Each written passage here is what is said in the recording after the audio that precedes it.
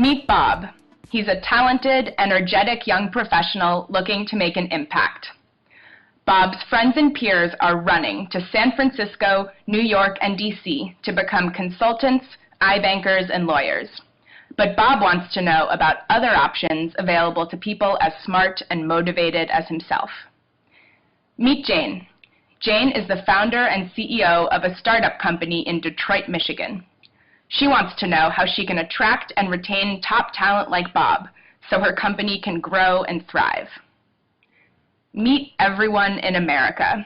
We're all wondering how we can promote job creation so more Americans can enjoy gainful employment, fulfillment, and prosperity.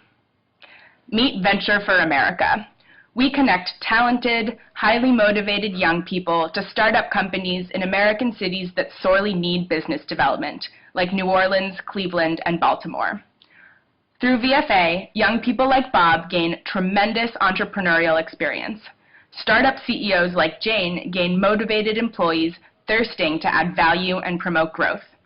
And our American cities gain a strong economic jolt as these companies expand and hire more people, pay taxes, and patronize other local businesses.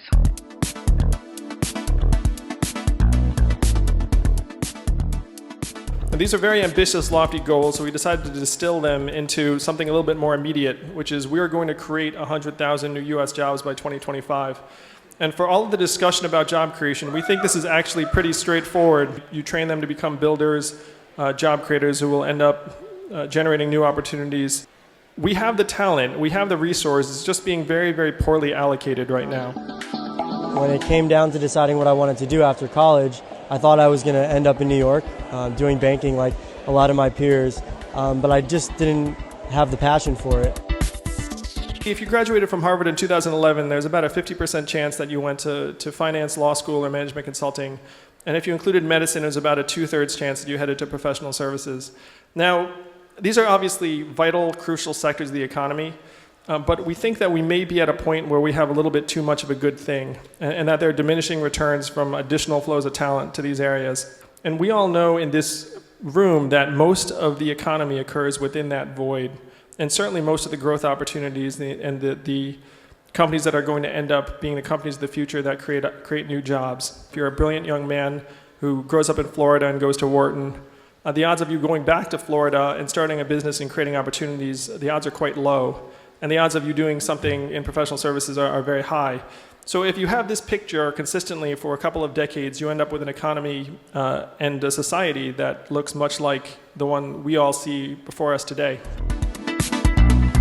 That image of a city awaiting inhabitants and innovation captured me.